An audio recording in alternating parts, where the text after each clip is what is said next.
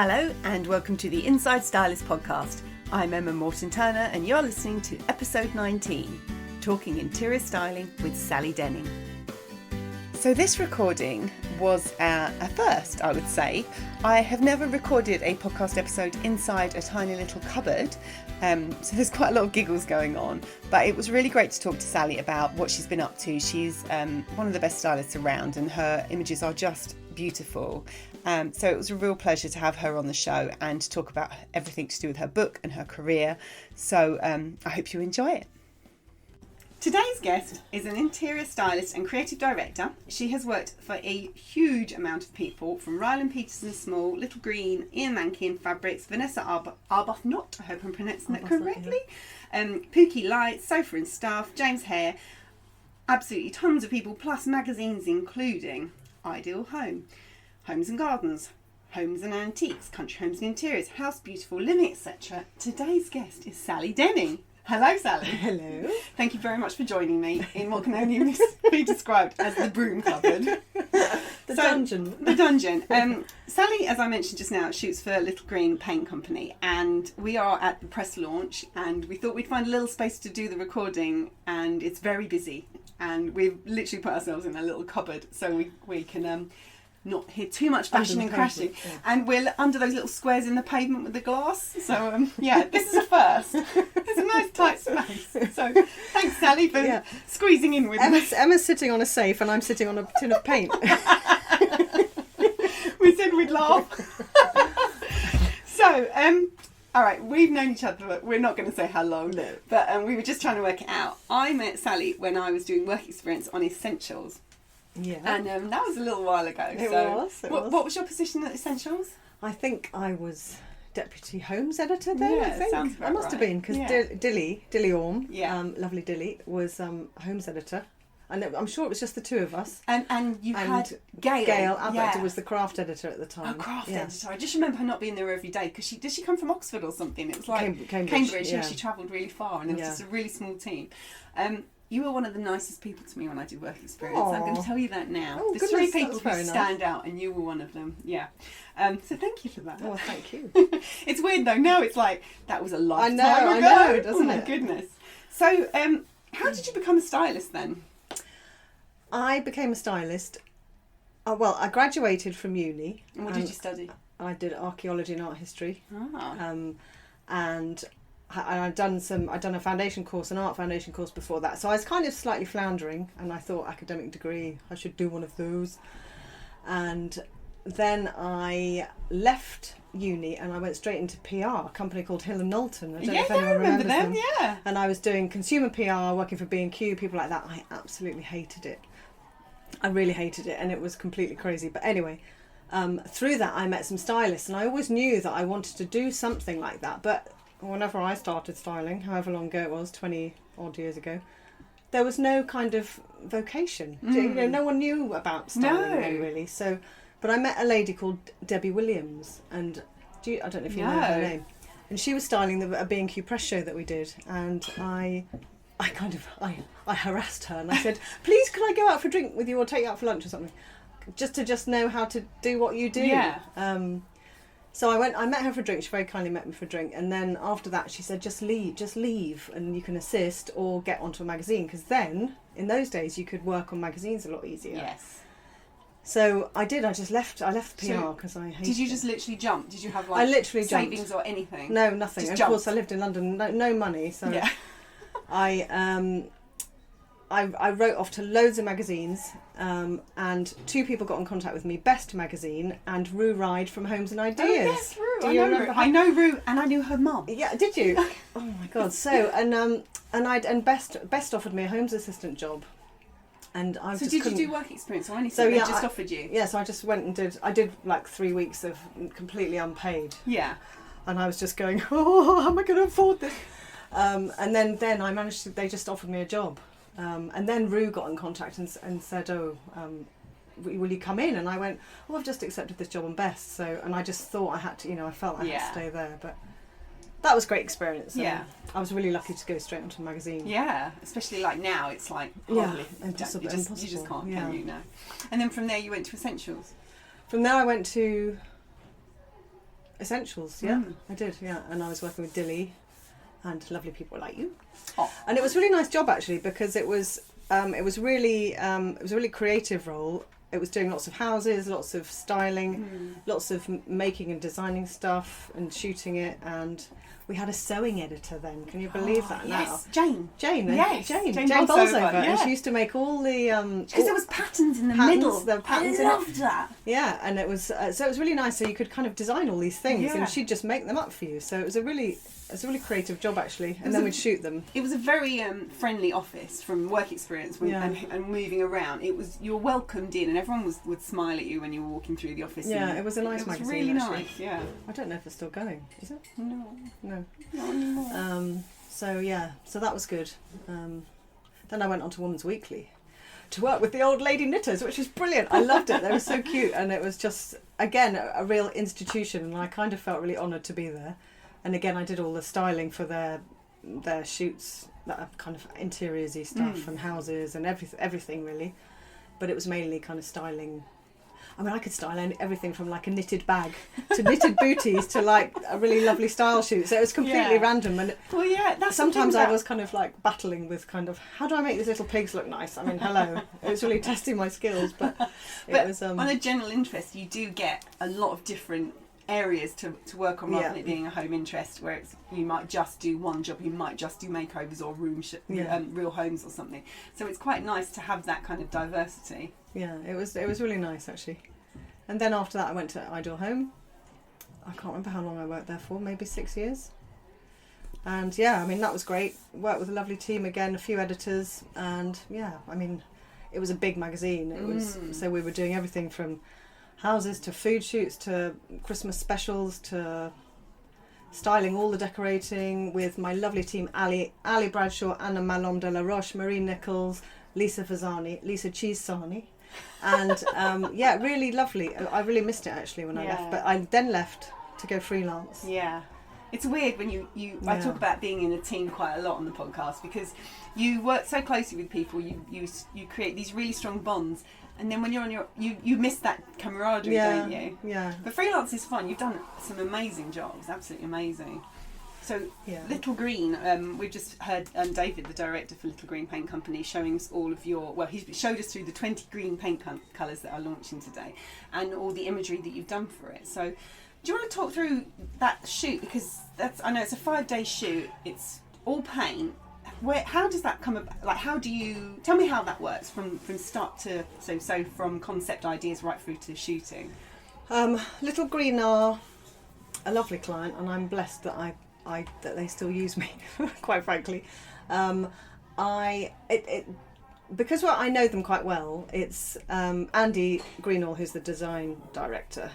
I basically deal with him when it comes to the shoot. So he'll show me whatever the latest launch is, but it might be on a postage stamp. Yeah, a tiny bit of colour. Yeah, it might be a sketch he's done. It might be a whole load of colours. It might be anything. The green range that's here today, they obviously in conjunction with the National Trust, so the colours were very specific and they were chosen. But we did look at the colours and kind of put them into their colour families and that kind of thing. So we talked a lot about that, and then I get a collection of colours and I put them on my desk and I go, right, what am I going to do with these? And do you think, right, these two colours will go in a kitchen and we'll do this, and then we'll put these 3 colours in a living room and we'll make it look modern, or do you literally come up with all the ideas for all the shots and which rooms and which colours go where? Yeah, so Angela, the PR, Fawcett, yeah, she will say, oh, we could do with the kitchen, we could do with the usual room sets. So I always know that I've got that in the back of my mind, knowing that we need to make sure we get at least one kitchen. So I've got the kind of the rooms that we need to do, and then it just kind of happened. Do you sketch things out? Oh yeah. I'm really old-fashioned, and I do that. People like the lovely Sarah Bird always laugh at me because I sketch things out. I have to sketch things out. know. How do you know what you need? I if you haven't got a drawing in front of you? I don't have. I just can't work without sketches. I know, I'm probably showing my age a bit there, but no, I think that it's the easiest way of getting it from your brain onto a piece of paper. I know. Well, we have a skill of drawing. Yeah. This is what I'm thinking. Yeah. So I draw everything, and actually, I can't process anything unless it's drawn, like you say. Yeah, exactly the same. So I'll get loads of loads of scrap paper, and I will just start literally sketching ideas out, thoughts. Then when I get the colours, I'll obviously get big or sometimes teeny weeny ones if they're really, really brand new colours. Yeah. And I'll lie them in I've got a lovely space to work at home, so I know I'm very lucky, which has got great light in it. So I sit at my desk and I just put everything on my desk and I just start kind of move the colours onto the sketches to see what is going to work where. Yeah, well, I just start using working the colours together really. I mean, and it's kind of quite an organic process, and I don't know if that's but no, it sounds. But it makes complete sense. And then I'll go, that just worked. That looks beautiful. With that, and I love colour. I know that when you look at my Instagram feed, it's really dull, but I love working with colour. Yeah.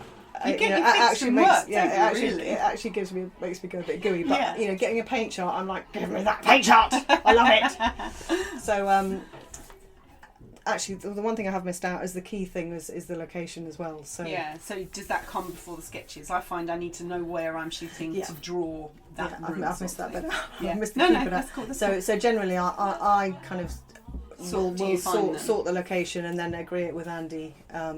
This one was quite specific because it had to have that kind of National Trust feel that had that coving and it had to have architectural features that were more interesting and a little bit trad.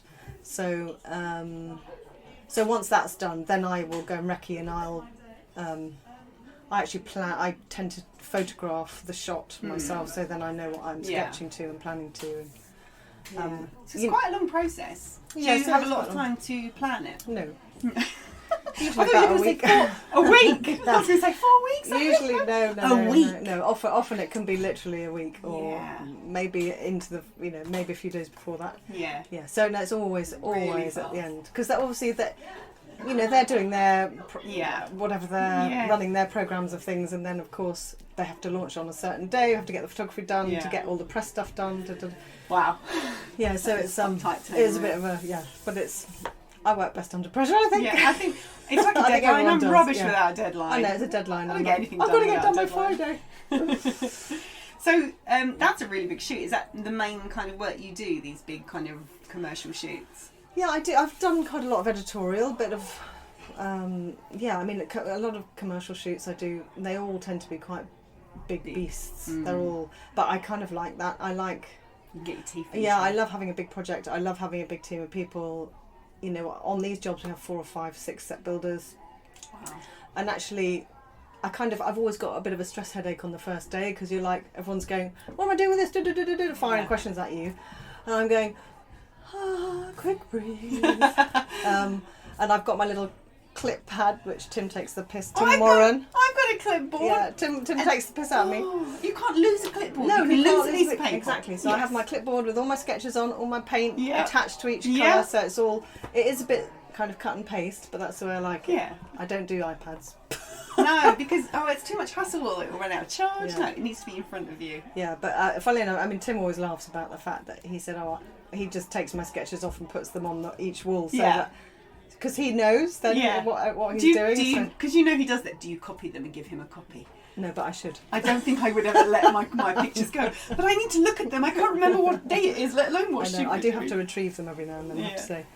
But, and so what would your ideal job be? Are you quite happy doing these sort of jobs, or do you have a job that you're dying to do? Is there a furniture you would love to shoot, dining tables or big fabric shoots, or I've done all that?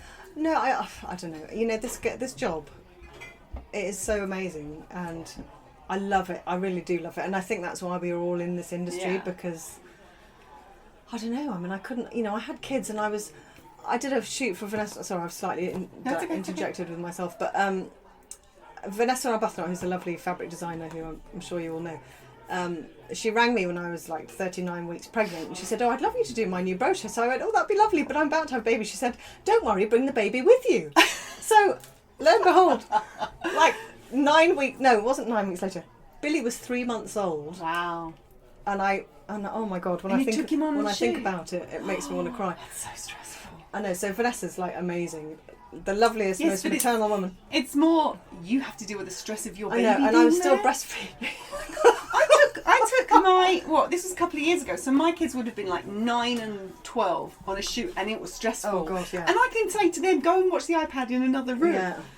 Wow. I know. So I was driving down because we'd moved by this stage.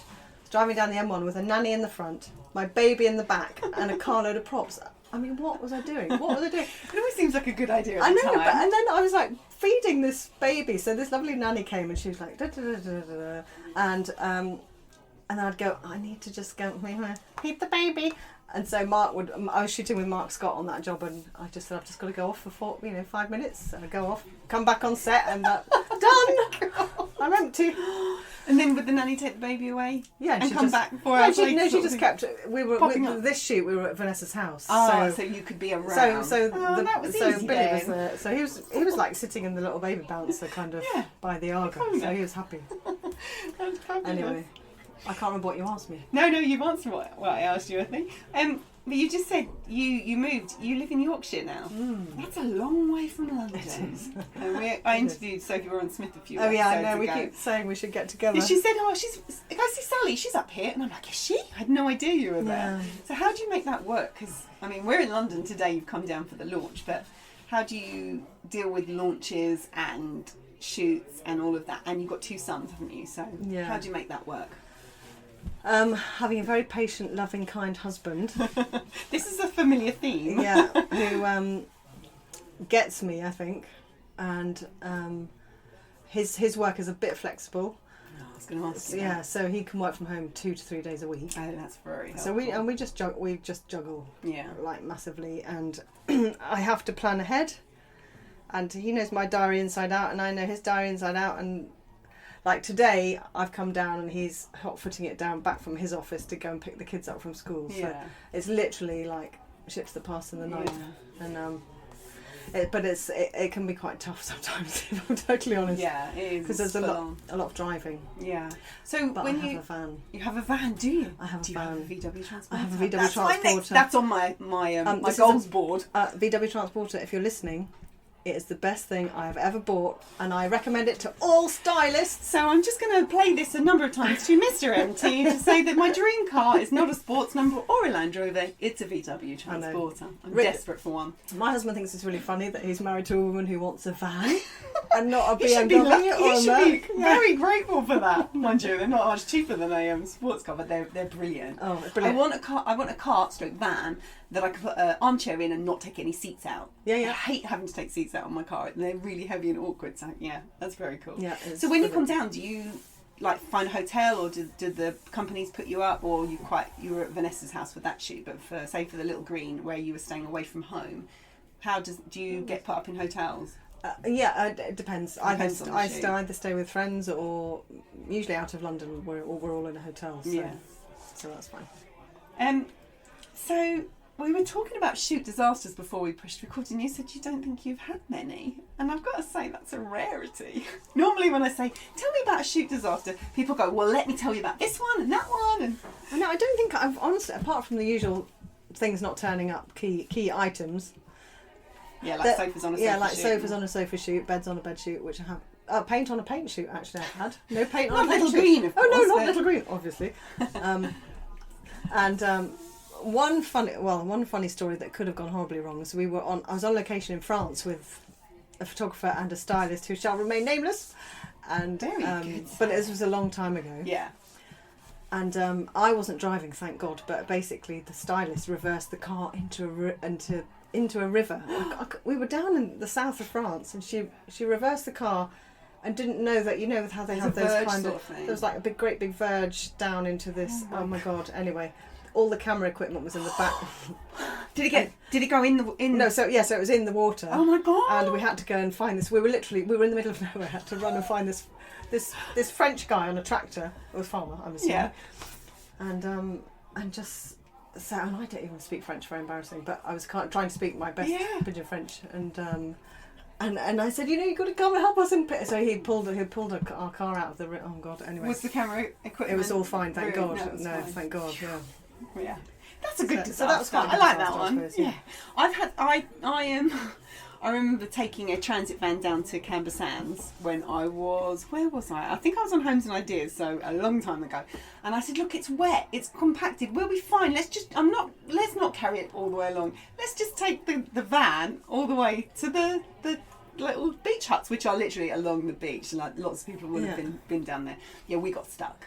And Robin from TikTok, who was on the last episode, he was like, oh, what were you thinking? I was like, I need a tractor. It was like a guy in beach combs that had to come and pull me out. God. Yeah. I felt pretty stupid then. I was like, it's fine. It's hard sand. It's like, it's hard sand, Emma. It's sand.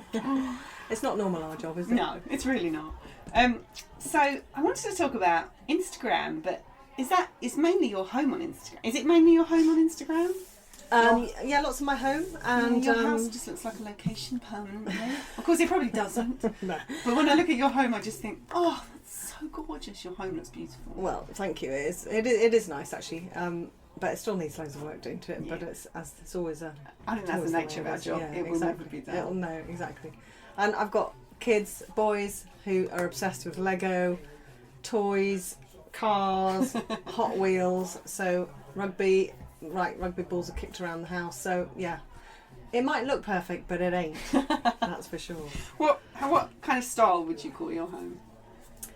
For anyone who kind of relaxed, modern, rustic-y type. I mean, there's lots of stone, lots of wood, lots of beams. You do gnarly wood. Yeah, I quite like. I like gnarly. Yeah, I quite like knackered stuff actually. Me too. With a bit of modern, a few modern touches. Yeah. I'm obsessed with chairs, slightly weirdly, and like Rich, my husband, goes, what is your problem with chairs? Why have we got so many chairs you can't sit on? They look nice, but you can't sit on them. I have that. Don't bring any more furniture home. It's like one in, one out now. Yeah, and I've started a new hashtag which Marie Nichols often uses, and called objet de crap. And I think Sarah Bird uses it too. Yeah, I think we should. It hasn't taken off. I don't know why. Should we push it? Yeah, objet de crap. Objet de crap. We should actually say that your Instagram handle is Blackshaw Style. Why is it Blackshaw Style?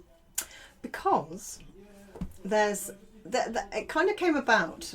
We spend a lot of time in Suffolk on the coast, and there's a teeny little place there which you probably know about, called Blackshaw. Oh no, I don't. And it's literally a tiny little area of a river, and I don't know. I love black stuff, black houses, black weatherboarding, black ship, black, all that kind of very Scandi look, and I just started up this Instagram account a couple of years ago, and we were in that area, and I just thought, I was just trying to think of names, and I just went, Blackshaw Style, and it just kind of stuck. Yeah, that's very cool. I like that. Yeah, not a story I was expecting.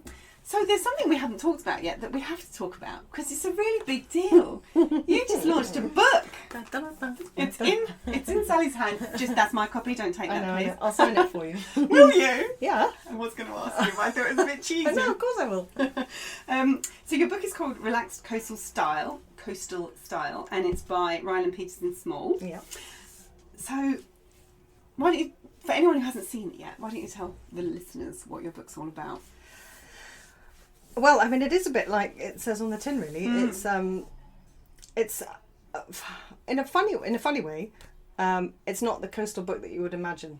No, it's not. If that makes sense. And completely. Honestly, that was a bit of a worry for me, because I think lots of people might imagine it to be a bit kind of beautiful Caribbean, kind of Cape Town houses. It's very you. And it's very rustic, and it's very kind of a bit more charming than that. It's not your kind of amazing beach houses that you might lust after. It's much more, it's relaxed, and it's much more rustic, and it's a bit weathered and relaxed and soft. And, and the houses aren't, a few of them are really quite flash, I suppose is the way to say a bad word. I don't know what I'm saying. Yeah. And then, and it goes right down to kind of a cabin on the Norfolk coast. So everything looks very weather beaten and quite charming and rustic, and just kind of my style, really. Yeah, it's very your style. It's very. Nothing's very. It's like an extension of your Instagram with colour. Yeah, I mean. Or more colour. Yeah. It's beautiful, really beautiful, and it wasn't not what I was expecting, because I follow you on Instagram, obviously, but every time I turned a page, there was a new house or a new hut or a new building, and everyone I was like, oh, I like that. Oh, I like that. And it was really unusual find. Like, I've got quite a lot of interiors books, and it was really interesting to see you travel to a lot of places. I've been reading it slowly. Aww. I'm up to Mallorca. Oh yeah. But New York, Spain. Cape Cod. Cape Cod. You went everywhere. Yeah, we did. So how does that work? Like, so, well, it's the logistics of the book. Well, firstly, RPS commissioned me, and they approached me, which was amazing. Yeah. Because I've been wanting to do a coastal book for ages, but I just haven't. If the truth be told, I just haven't got around to doing a proposal. Did they come to you and say, we want you to do a coastal book, or did they say, we want you to do a book? Yeah. They said coastal. Yeah. They knew. So and it came about because of my Instagram feed, I think. Of course. Yeah. So I mean, they kind of beat me to it. So I was completely flattered and honoured, and felt so lucky. And when the email came through, I was sitting in my car on the top of a hill trying to get bloody Wi-Fi because we never have Wi-Fi at home. So not even on a shoot at home. So I was at home and I was trying to work, and of course our Wi-Fi just drops in and out the whole time. So I just Andy and I, funny enough, from Little Green, have this joke that we always have to drive off to find a signal. So I was sitting in my car, and this email came through from RPS. Did you scream? So I did have a little kind of toot on the horn, and so it was. I always wanted to do one, but they kind of beat me to it. So so I was very lucky. Did you have to find the houses, or did they have some lined up? So I think they had a few lined up. Jess from RPS is the location manager finder. Right. So we kind of worked together. That's a job. That sounds amazing. I mean, dream job really. Yeah.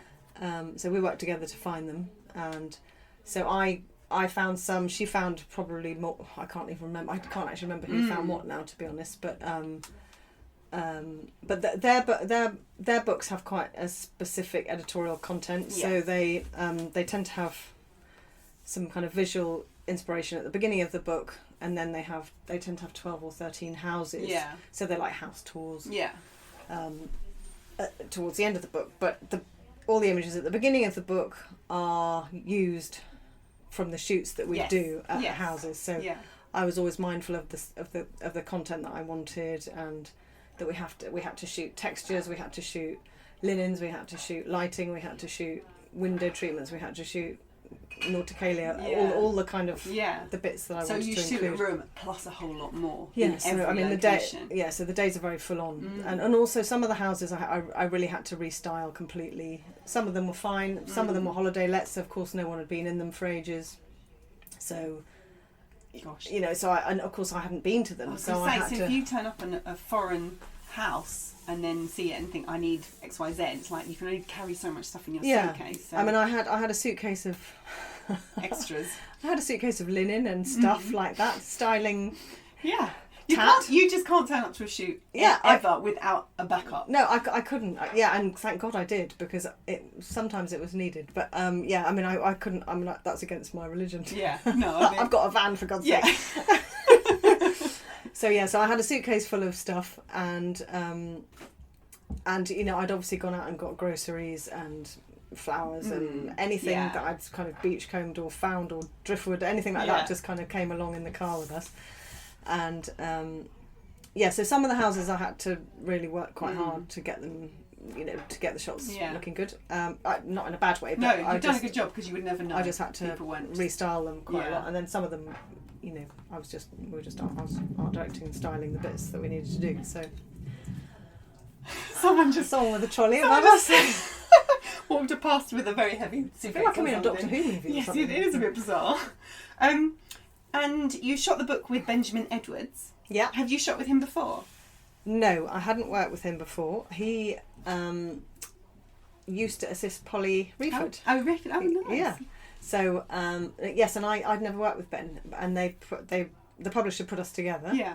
So, and actually, he did some amazing shots and beautiful shots. So I was really happy, and also you have to spend a long time with him as well. And also that's kind of weird, because I'd never met him, and we just kind of met at the airport. Oh no, I think we'd met before. We met for lunch before or something. Yeah, just but to not kind of more catch than up. like a couple of hours. Yeah, and then you're on a plane to the States with someone that you don't know.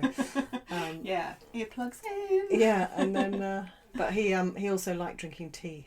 Oh, and this is So a that good was thing. our- I saw that in your at the So end that of was the book. It became a bit of a joke because You're a big tea fan. because aren't we're both like really like our tea, and in America, sorry American lovely people, they don't really drink tea. you? No. So not like we do.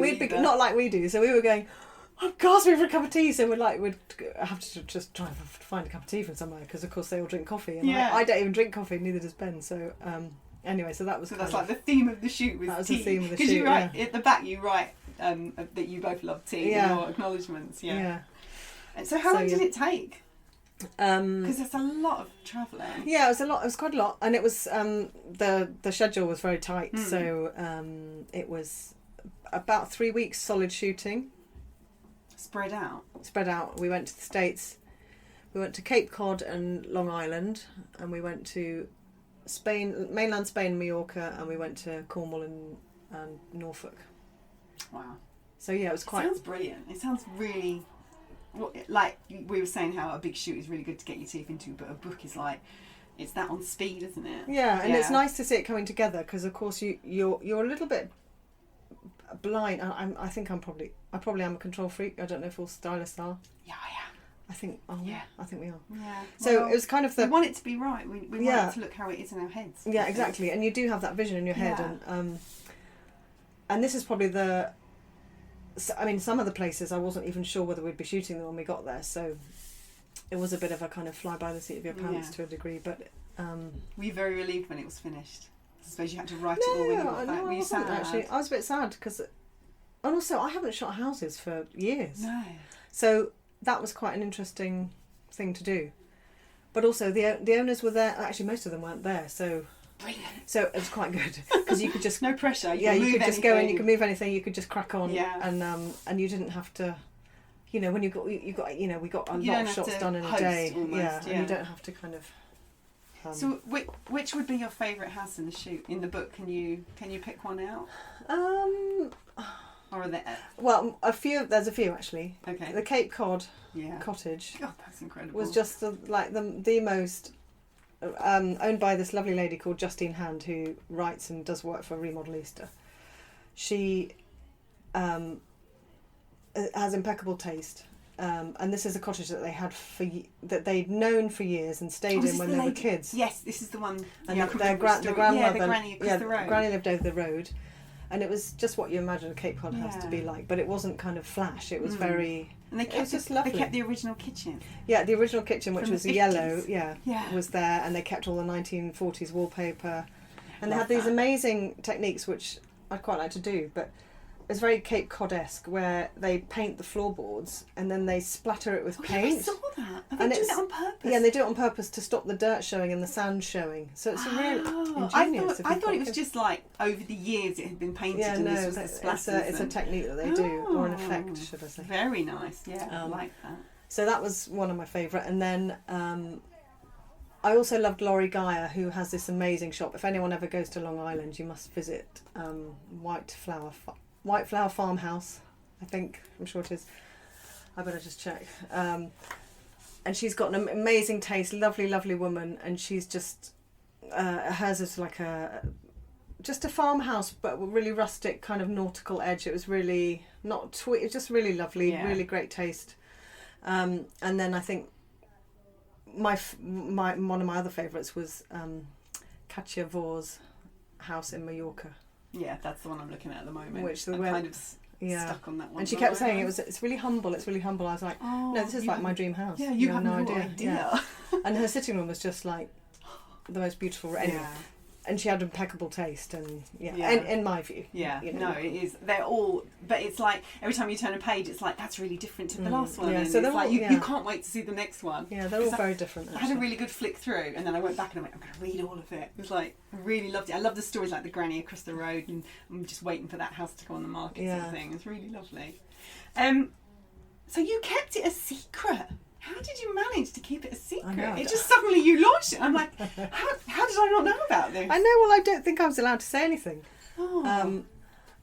So I thought, being the good little girl that I am, I wouldn't say anything, and so I didn't. And I I finished writing it, I think in fact I remember exactly because the date was etched in my mind. I think it was the 15th of November. So we finished shooting it. Ages ago then. Yeah, so I finished shooting it and I think I wrote it. I just sat, I didn't take on any work and I sat at home and writing. And I'd interviewed the people, or if they weren't there, then I had to interview them over the phone and kind of via email and stuff. Yeah. And work out the area, the environment, and just kind of get more information. And then I just sat and it was that really cold time in the autumn, kind of November. Yeah. I sat by the fire and I wrote my book, and it was really nice. I felt like an old granny. How idyllic. Slippers on.